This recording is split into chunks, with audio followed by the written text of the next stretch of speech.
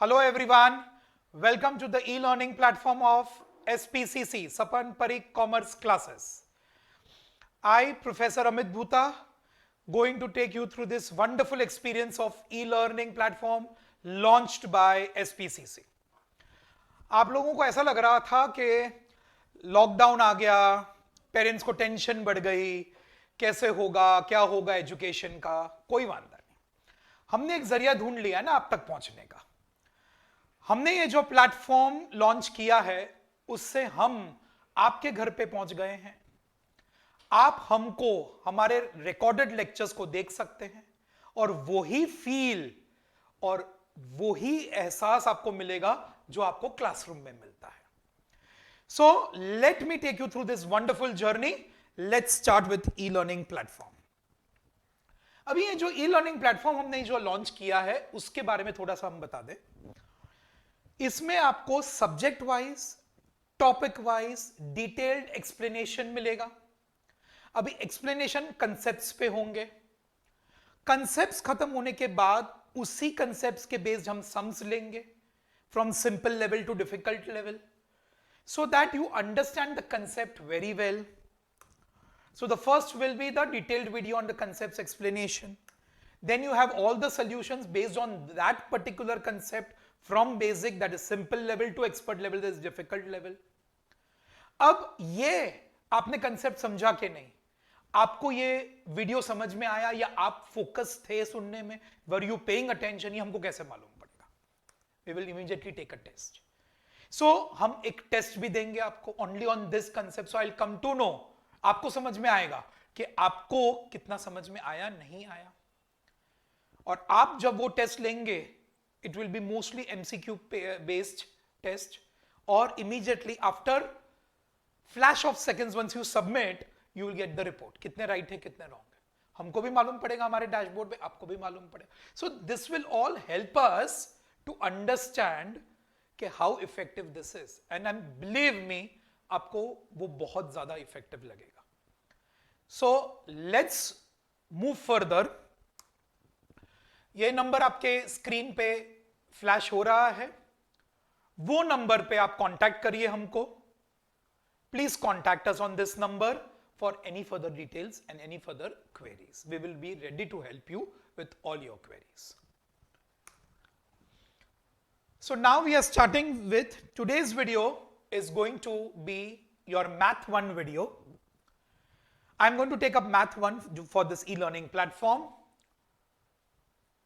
If you see, there are 8 chapters to be covered in the syllabus. Out of it, the first topic is mathematical logic, the most easy chapter, followed by matrices, which many of you all must have done. काफी लोगों ने किया है, जो ICSE, IGCSE board में से होगा, उन्होंने matrices किया होगा. और थर्ड चैप्टर डिफरेंशिएशन से जो शुरू हो रहा है. डिफरेंशिएशन एफआईजेसी में था, याद था, last topic of FIJC was differentiation. उसी के कंटिन्यूम में है ये थर्ड चैप्टर. डेरिवेटिव्स उसी का एक्सटेंशन है ये. फिर फोर्थ चैप्टर उसी से लिंक्ड एप्लीकेशन. फिर इंटीग्रेशन जो डेरिवेटिव्स का उल्टा है, रिवर्स ऑफ डेरिवेटिव्स. फिर डेफिनेट इंटीग्रेशन. फिर उसी का एप्लीकेशन भी सीखना है, कहां कहां ये कॉमर्स में यूज होता है. ये जो भी वर्ड एप्लीकेशन आता है ना, ये सब जगह where you are using it in commerce. Because many students, आप लोग सब लोग ये क्वेश्चन मुझे पूछते हैं क्लासरूम में कि ये मैथ्स कहां काम आता है. सबका एप्लीकेशन भी तो सीखना जरूरी है. Differential equations and their applications, every chapter has its application. So we will understand what is the application of all the chapters which we are studying. So let us start without wasting time on the first chapter. With the first chapter, mathematical logic, easiest chapter, very easy flow, absolutely. ये video में आपको क्या मिलेगा? ये video में आपको मिलेगा जो फर्स्ट कंसेप्ट है चैप्टर का, स्टेटमेंट इन लॉजिक. मैंने कोई भी एक सेंटेंस बोला, क्या वो सेंटेंस स्टेटमेंट इन लॉजिक है या नहीं, वो कैसे मालूम पड़ेगा? That is the first concept. The sun rises in the east, एक सेंटेंस बोल दिया, क्या ये स्टेटमेंट है लॉजिक में कि नहीं? What are you doing now, क्या ये एक स्टेटमेंट, सेंटेंस जो मैंने बोला स्टेटमेंट है लॉजिक में या नहीं? ऐसे कितने सारे सेंटेंसेस हो सकते हैं. How do we come to know? तो उसका कंसेप्ट है अभी detailed understanding of statements and in logic. एक particular sentence, why is it considered as a statement and not considered a statement, उसके बारे में आपको समझ में आएगा. So the first concept of the chapter is thoroughly covered in this video. Let's proceed.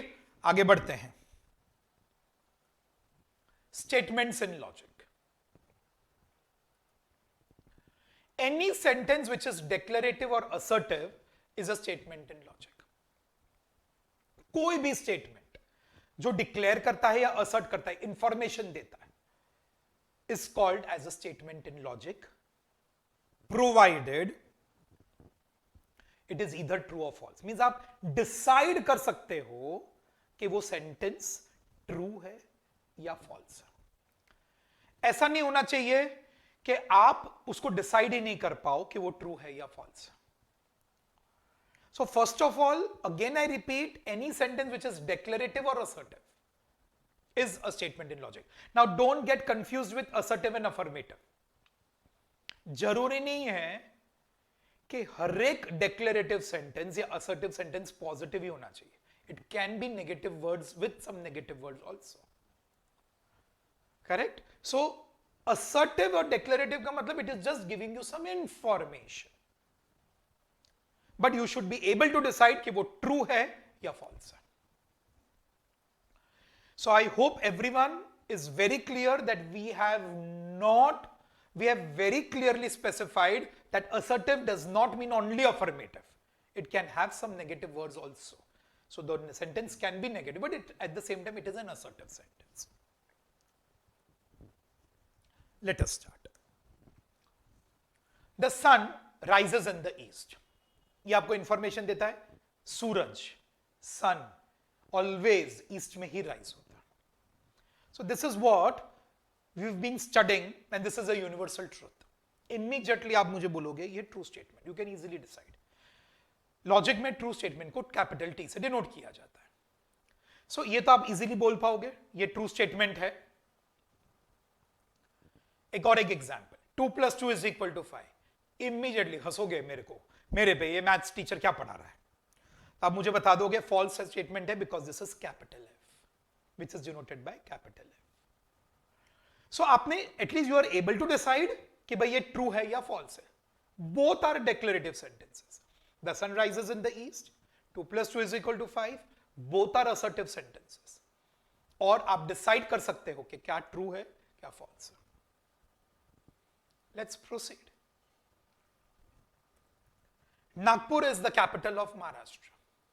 अब Nagpur is the capital of Maharashtra, ये भी इंफॉर्मेशन है कि भाई महाराष्ट्र का कैपिटल नागपुर है.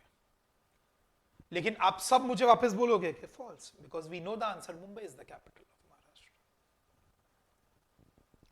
Any quadratic equation has 2 roots. Absolutely कोई भी क्वाड्रेटिक इक्वेशन के पास 2 ही रूट्स हो सकते हैं, बिकॉज क्वाड्रेटिक इक्वेशन में जो भी वेरिएबल, जो भी अननोन है, जिसकी वैल्यू आपको ढूंढनी है, उसका हाईएस्ट पावर 2 होता है. And the highest power denotes how many values it will have which will satisfy. So quadratic equation में highest power of the unknown or the variable is 2, hence it has 2 values which will satisfy. So any quadratic equation has 2 roots, absolutely true. So जितने भी हमने 4 example देखे, आप आराम से मुझे बता पाए कि ये ट्रू है, ये फॉल्स है. तो फिर ऐसे कौन से सेंटेंसेस है जिसको आप डिसाइड नहीं कर पाते, वैसे भी तो देखना पड़ेगा. जैसे मैंने एक एग्जांपल पूछा, what are you doing now. अब इसको कैसे बताएंगे ये ट्रू है या फॉल्स है, क्योंकि मैं आपको पूछ रहा हूं what are you doing now, उसका जवाब मुझे कुछ मिलेगा कि यू आर डूइंग समथिंग और you are doing nothing, whatever it may be. I will not be able to decide whether it is true और फॉल्स, और anyone else will not be able to decide true और false. उसको हम कैसे decide कर पाएंगे. Example, are you investing in mutual funds. मैंने question पूछा, कोई बंदा बोलेगा यस, कोई बोलेगा नो. सपोज मैं 15 जन का सर्वे लेता हूं तो मुझे आंसर यस और नो में ही मिलने वाला है.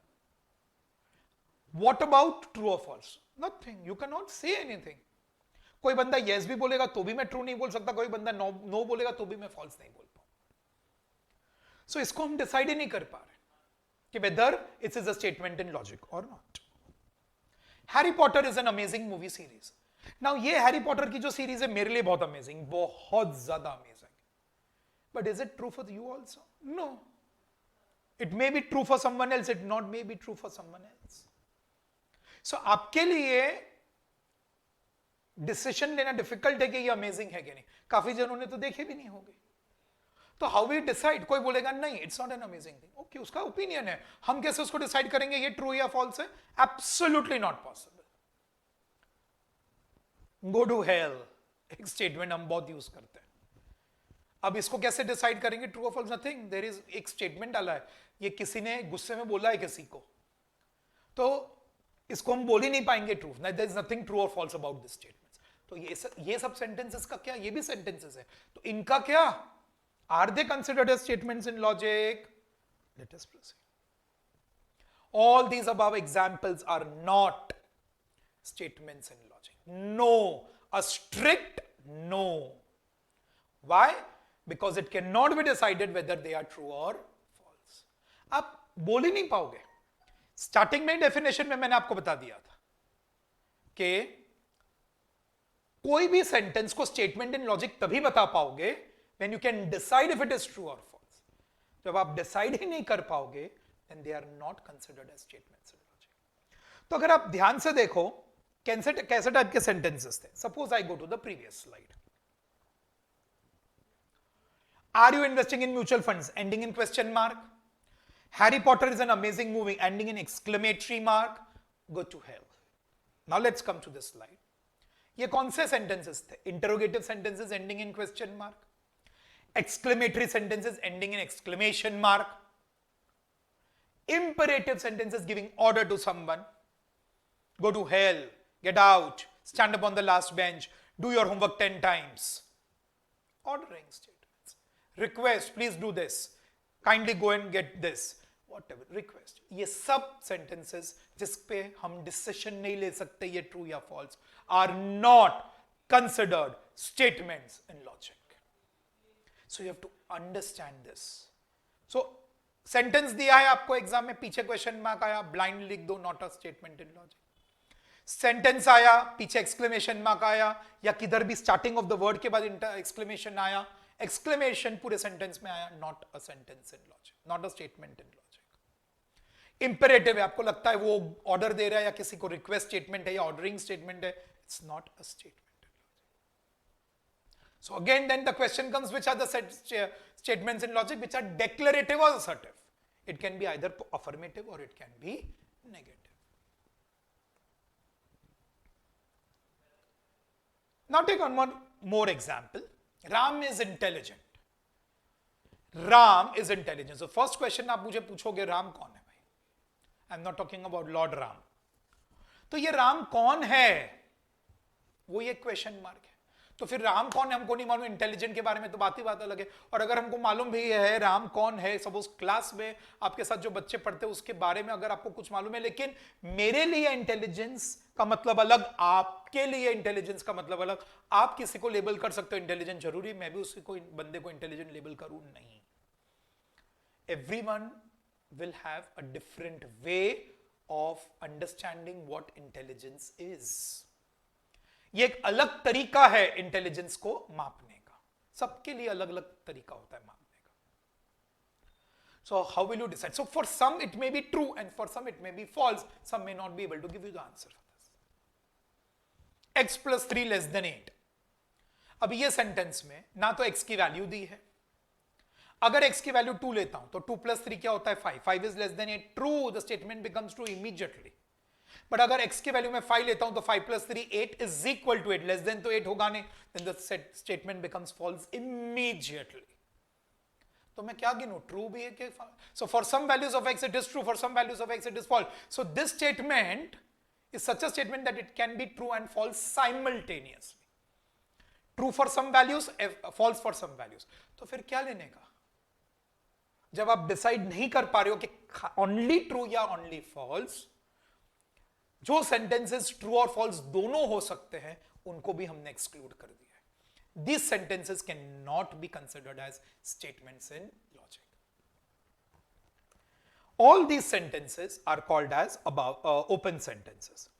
The above sentences are open sentences. They can be both true and false simultaneously. ये दोनों sentences true भी हो सकते हैं, false भी हो सकते हैं. So it's going to be very, very difficult for us to find out कि खाली true है या खाली false. And all such sentences which can be both true and false simultaneously are excluded. They are not statements in logic. लिखा है, these sentences are also excluded. So these are all the sentences which are not considered. So revision kare, which are the sentences which are not considered as statements in logic? Interrogative ending in question mark. Exclamatory, anywhere exclamation in the sentence. Exclamation mark. Then imperative sentences, ordering statements, request statements. These are not statements in logic. And open sentences. जो true भी हो सकते हैं, false भी हो सकते हैं simultaneous. At the same time they can be true and false. Sun rises in the east, जो पहला example दिया था, कोई भी उसको false नहीं बोलेगा. So it cannot be true and false at the same time. It is only true and it will remain true throughout. So 4 types of sentences are never considered as statements in logic. Interrogative, exclamatory, imperative and open sentences. Such an easy concept, कुछ भी hard नहीं था इसमें. I hope everyone is on the same page with me. I hope सबको समझ में आ रहा है कि आप लोग सब same page पे हो? Yes. Are you with me guys? Yes. Statements in logic, जो भी statement होता है, now all sentences are not statement. इसीलिए now henceforth whenever I use the word statement, that means it is a statement in logic. Statements in logic are denoted by small letters P, Q, R, S. All these are small letters. Not only P, Q, R, S, A, B, C, D भी चलेगा, कुछ भी चलेगा. Small letter होना मांगता. Small letter चाहिए मुझे. That is what textbook says. So we need to follow that. Now any statement जो logic में है, it can be only true or it can be false. It cannot be both. So it can be only true or it can be false. This true and false are called as truth value of the statements. कोई भी statement के truth values. When I say truth, it doesn't mean true.